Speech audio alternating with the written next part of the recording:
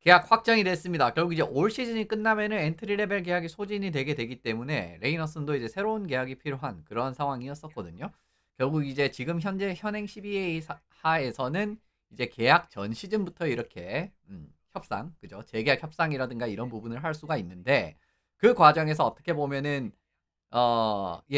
지금 이제 뭐 '계약을 확정을 지었다.'라고 이제 바라보시면 이 '타당하지 않나.'라고 이제 바라보시면 좋을 것 같습니다. 어쨌든 어 그렇습니다. 8 년제 계약에 합의를 해서 굉장히 오랜 기간 동안 앞으로 이제 몬트리올 잔류를 하게 되는 그런 그림이 되게 됐네요. 재계약 규모는 뭐 상당한 규모라고 봐야 되나? 어쨌든 제법 큰 규모입니다. 8년 7,080만 달러. 예, 거의 한 7,100만 달러에다가 연평균이 885만 달러 수준의 재계약이기 때문에 뭐 규모 자체는 제법 크다라고 말씀을 드릴 수가 있겠죠. 그런 과정에서 이제 결국은 재계약에 합의를 했다라는 거 거듭 말씀을 드리고요. 세부 조항 같은 경우에는 이제 마지막 2 시즌 마지막 3 시즌인가요? 어쨌든 마지막 이제 한 2-3 시즌 정도에 이제 조정된 트레이드 거부권이 걸려 있다. 10 팀이 이제 정해서 트레이드를 거부를 할 수 있는 권리가 생긴다. 이제 요거 이제 받아들이시면 좋을 것 같습니다. 뭐 요즘 이제 계약 같은 경우에도 이런 부분은 일반적이죠. 사실은 이제 최근에는 정말 이제 주축 자원들의 8년 계약이라든가 이런 부분에서 뭐 NMC 풀로 걸려 있다라든가 그런 부분들을 많이 보셨는데 지금 같은 경우에는 어쨌든 이제 마지막 2 시즌에 걸려 있는 10팀 거부를 하는 뭐 사실 이게 발동될 가능성이 아주 크다라고 볼 수는 없지만 뭐 행여 이제 그런 상황이 나올 수도 있기 때문에 일단 바라보시면 좋을 것 같습니다. 어저께도 말씀을 드렸지만은 사실 전체적으로 좀 비슷한 규모로 가고 있어요. 그러니까 젊은 선수들의 이런 계약들이 어린 수비수들의 이런 계약들이 엔트리 레벨 끝나고 난 다음에 그 계약들 이 거의 좀 비슷한 규모로 가고 있습니다. 뭐 샌더슨이 조금은 많이 적다라고 하면 많이 적다라고 할 수가 있는데 일단 파워 같은 경우에도 835만, 뭐 페이버 850만, 그리고 업데이트된 게 결국 이제 러콤이랑 휴즈잖아요. 각각 이제 900만 달러 연평균이기 때문에 그 거의 이제 거의 그 규모로 물론 이제 좀 적기는 하지만 사실 굉장히 유의미한 정도의 수준의 차이는 아니라고 보셔야 됩니다. 이제 15만 달러 수준. 물론 이제 15만 달러는 큰 돈이죠. 근데 NHL 전체 캡에서 15만 달러 정도는 아주 크게 유의미한 수준은 아니다. 그러니까 이제 캡을 절약을 한 건 맞지만. 그러니까 결과적으로 비슷하게 봐야 된다라는 거예요. 이제 그 부분 말씀을 드리면서 예를 들면 이제 뭐 오버페이를 한다라든가 그런 부분은 없었습니다. 근데 이제 사실은 몬트리올이 그동안 문제점은 좀 마음에 든다 싶으면은 팍 질러버리고 그런 것들이 예전에는 있었거든요. 지금 켄트 휴즈 체제에서는 그런 것들이 조금 덜 나오고는 있지만 어 그런 부분들이 좀 문제가 되는 부분들이 있었는데 어쨌든 뭐 예를 들면 이제 그런 예전 그 전적들을 감안을 하면 이번 레이너슨 계약 같은 경우에도 이게 혹시나 이거 진짜 뭐 1,000만 달러 이상 질러 버리면서 또 조금 이제 확 파격적인 조건을 주는 게 아니냐 요런 느낌이 나올 수도 있는데 다행히 오히려 이제 900만 달러보다 더 적게 잡았으니까 굉장히 '잘 잡았다.'라고 바라보시는 게 맞지 않나 싶습니다. 지난해 뭐 전방위적으로 활약을 했었죠. 굉장히 빠른 스피드를 이용한 지역 창출. 뭐 이게 어떻게 보면 가장 큰 레인 허슨 선수의 가장 큰 강점이라고 할 수가 있는데 자신의 지역에서부터 그냥 쭉 속도를 살려서 올라오는데 그 부분에 대한 대응이 거의 미흡 안 되는 모습들을 많이 확인을 하셨죠. 지난 시즌 경기들에서.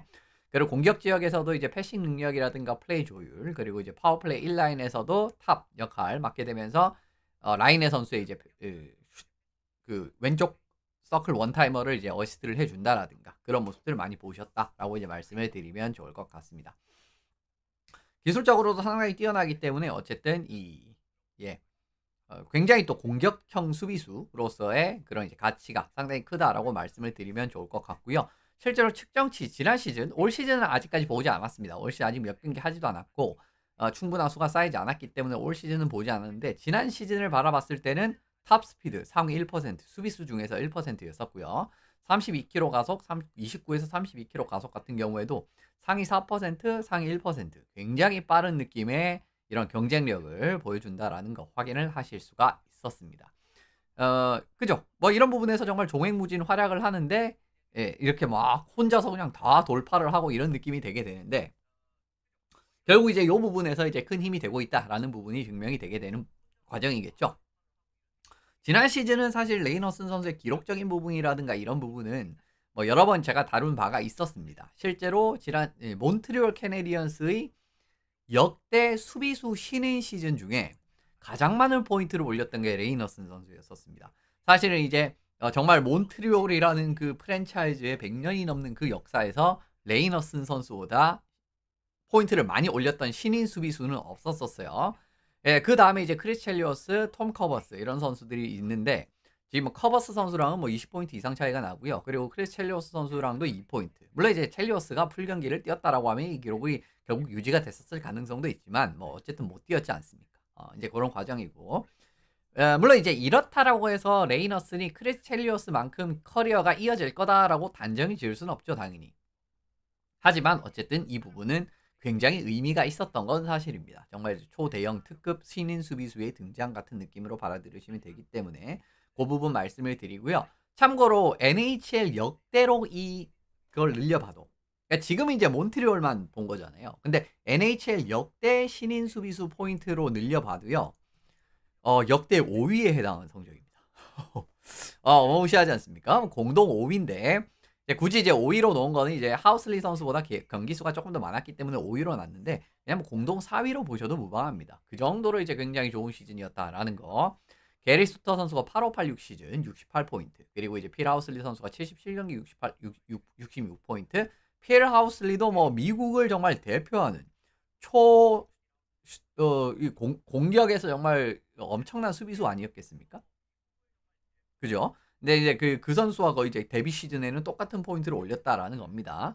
물론 이제 그렇다라고 해서 이제 뭐 레이너슨이 하우슬리처럼 막 100포인트 넘는 시즌을 막 NHL에서 찍고 이거는 아직까지는 장담할 수 없죠. 아직까지는. 그렇게 될 수도 있지만 일단 어쨌든 그만큼 좋은 신인 시즌을 보냈다라는 거 말씀드리고 싶었고요.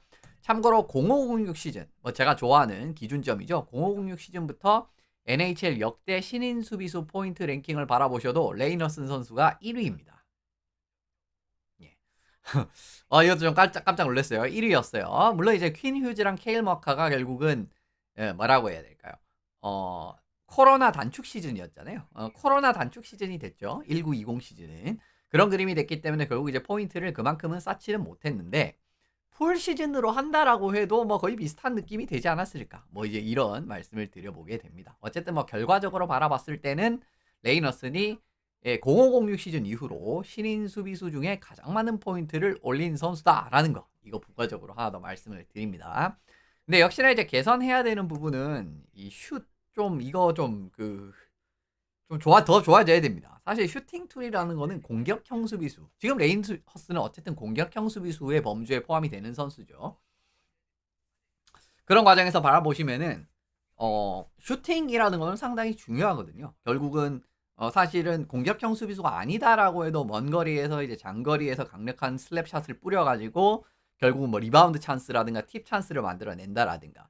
근데 그런 부분까지도 좀 기대하기가 어려울 정도의 슛 파워란 말이에요. 이 정도는. 슛 파워. 지난 시즌 가장 빨랐던 슈팅 스피드가 142.81km밖에 안 됐습니다.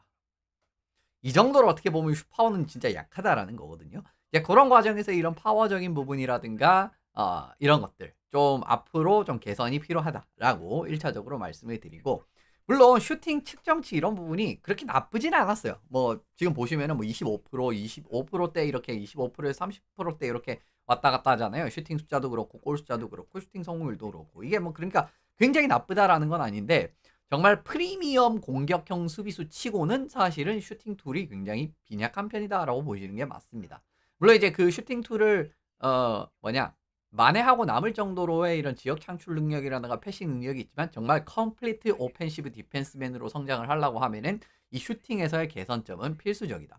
슬랩샷이 안 된다라고 하면은 뭐 워런스키나 뭐 케일 머카처럼 정말 뭐 슬랩샷 버금가는 수준의 리스트샷이라든가 스냅샷 능력을 가지고 있으면은 또 그건 이야기가 좀 다르거든요. 하지만 그런 부분도 이제 좀 약하단 말이에요.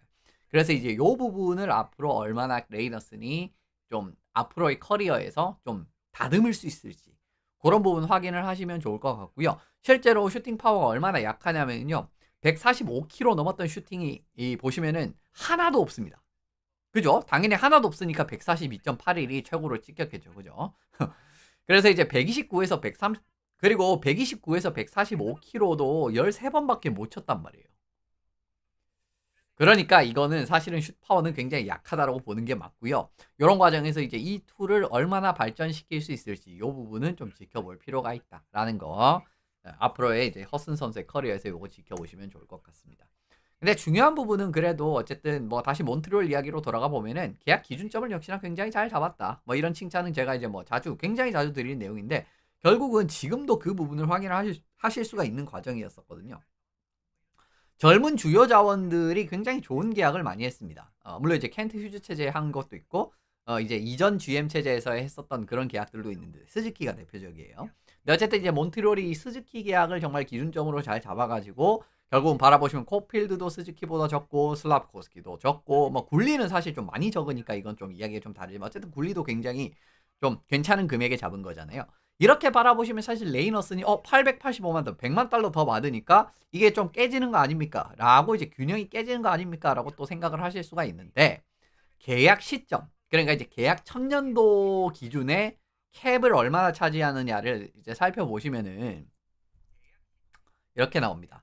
그러니까 이제 허슨 선수의 계약은 내년부터 시작이 되잖아요. 그러니까 이제 내년 셀러리 캡 기준으로 885만 달러가 몇 퍼센트인가? 8.51%입니다. 스즈키 선수가 9.55%거든요. 여전히 스즈키 선수가 어쨌든 이제 계약 규모적으로나든가 이런 부분, 이제 계약을 한 시점이라든가 이런 부분을 바라봤을 때는 이 정도의 대우를 해줬다라고 볼 수는 없어요. 지금 이제 허슨 선수도 계약 금액이 늘어나긴 했지만 그렇게 바라보셔야 되기 때문에 어쨌든 이 계약 기준점을 상당히 잘 세우는 그런 그림에서의 좋은 결과들은 지금도 잘 드러나고 있다라고 바라보셔야 되는 부분입니다.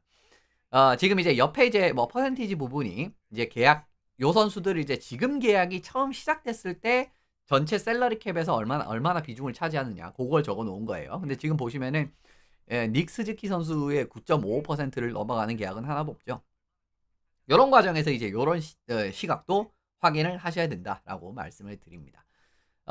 그리고 주축 자원들이 어쨌든 초장기 계약이 확정이 된 상황이죠. 1라인 그러니까 슬라프코스키 그다음에 코필드 스즈키 이제 요 세 명의 선수는 적어도 2030년까지는 잡혀 있는 상황이고요. 그리고 이제 노아 dob슨 선수랑 레이너슨 선수 뭐 편의상 1라인 라이트 디펜스 2라인 레프트 디펜스로 표기를 했는데 뭐 사실 별 의미는 없죠. 이런 부분이 2031년까지 잡혀 있는 상황입니다. 어쨌든 주축 자원들이 정말 초장기 계약이 확정이 됐다라는 점 이런 부분도 이 몬트리올 입장에서는 굉장히 또 이제 기분 좋은 소식이다라고 바라보시면 좋을 것 같고요. 어쨌든 뭐 1라인이라든가 탑4의 주축 선수들은 뭐 걱정을 할 필요가 없는 지금 상황 아니겠습니까? 이제 그 부분에서 바라보셔야 되고요. 참고로 당장 올 시즌부터 큰 움직임은 가능합니다. 지금 트레이드 데드라인 기점으로 캡을 계산을 해보면은 2,520만 달러가 남아요. 그렇기 때문에 뭐 이미 이제 뭐 올해부터 움직여도 만약에 올해 좀 각이 좀 잘 나온다 싶으면은 주축 자원들이라든가 이런 부분을 좀 더 보강을 하면서 달리는 선택을 충분히 할 수도 있다라고 일단 생각을 하고 있습니다. 어쨌든 주축 자원도 장기 계약이 된 데다가 젊은 선수들 그리고 이제 2025-26 올 시즌 끝나고 난 다음에 캡 같은 경우에도 2,788만 달러 지금 현재 시점 기준이에요. 이제 그렇게 바라보시기 때문에 당장 올 시즌부터 큰 움직임이 가능하다. 이제 요 부분 말씀을 드리게 됩니다. 뭐 이제 뭐 근데 굳이 이제 올해부터 무리를 할 필요는 없고요. 어쨌든 이게 가능하다라는 정도로 말씀을 드리고 싶습니다. 시즌 종료했을 때 주요 FA 자원들이 뭐 마테송, 다크, 볼디크 그리고 제카 이런 선수들이 있거든요. 근데 이제 뭐 초월적으로 돈이 많이 들만한 자원은 제가 봤을 때는 아직 없지 않나 싶습니다. 뭐 다크 같은 경우에도 올해 이제 본인의 역할을 증명을 해야 되고 볼디크 같은 경우에는 초반에 지금 출발이 좋고 뭐 득점력이 좋은 선수기는 하지만은 어마무시한 가 얘는 뭐 800만 900만 원 그 정도로 재계약을 하지는 않지 않을까라고 생각을 하는 그림이고 그리고 RFA 같은 경우에는 어쨌든 여러 가지 부분에서 조금 팀 친화적인 계약을 하기가 조금 더 편한 부분도 있으니까 그리고 뭐 제카이 같은 경우에도 그렇게 돈이 많이 들 자원이 아니다라는 걸 생각을 해보면은 당장 내년 FA에서 이제 주요 자원들 좀 땡겨오는 그런 선택이 충분히 가능한 상황이에요. 아까도 말씀드린 대로 올해도 가능한데 제가 좀 걱정이 되는 건 켄트 휴즈 GM이 직전감 자원을 땡겨오면은 결과가 좀 살짝 반반같이 나오는 그런 그림들이 좀 있긴 있었거든요. 뭐 대표적으로 어떻게 보면 좀 잘 안 풀린 케이스가 뉴훅이라든가 뭐 다크 같은 경우에도 이제 데려오자마자 직전감으로 바로 쓸 생각을 했었잖아요. 근데 다크 같은 경우에도 조금 이제 뭐 부상이니 뭐니 해가지고 잘 풀리지 않았었고 근데 어쨌든 dob슨 같은 경우에는 조금 더 지켜봐야 되고요. 어쨌든 요런 그림들이 있으니까 1차적으로는 좀 그 걱정이 되는 부분은 있지만 올해부터 그냥 좀 과감하게 움직인다라고 하면은 그리고 라인에 같은 경우에도 사실 기대만큼 잘 풀리지는 않았잖아요. 그렇잖아요. 물론 이제 라인에는 그래도 괜찮은 점은 라인에를 영입할 때 그렇게 큰 대가를 지불하진 않았기 때문에 그렇게 큰 데미지가 있는 부분은 아니지만 어쨌든 좀 켄트 휴즈 GM이 직전감을 데려왔을 때는 살짝 타율이 좀 반반 같은 느낌이라서 물론 이제 뭐 타율로 따지면은 반이면 잘 치는 거죠. 엄청 말도 안 되게 잘 치는 건데 그냥 이제 결국 이제 조금은 크게 헛스윙을 하는 그런 느낌도 있었다라는 걸 생각을 해 보시면은 어쨌든 앞으로 팀을 어떻게 꾸려갈지 그런 부분 확인을 해 보시면 좋을 것 같습니다. 예. 그래서 결국은 뭐 결론 말씀드리고 싶은 거는 굉장히 좋은 금액에 잘 잡았다. 그리고 이 기준점을 잘 잡은 부분에 대한 계약도 잘 이루어졌고요. 앞으로 이제 허슨 선수가 슈팅 부분의 툴이라든가 이런 부분을 얼마나 이제 개선할 수 있을지 지켜보시면 좋고, 그리고 이제 몬트리올이 당장 올해부터 움직일지 아니면은 올해 이후로부터 그냥 이제 천천히 그냥 이제 뭐냐 계획대로 같은 느낌으로 이제 이런 느낌으로 움직일지 그런 부분들을 한번 지켜보시면 좋을 것 같습니다. 어쨌든 뭐 몬트리올 굉장히 중요한 계약에 성공을 했고요. 앞으로의 몬트리올 올해 이후로부터 그런 시즌들을 한번 지켜보도록 하시죠.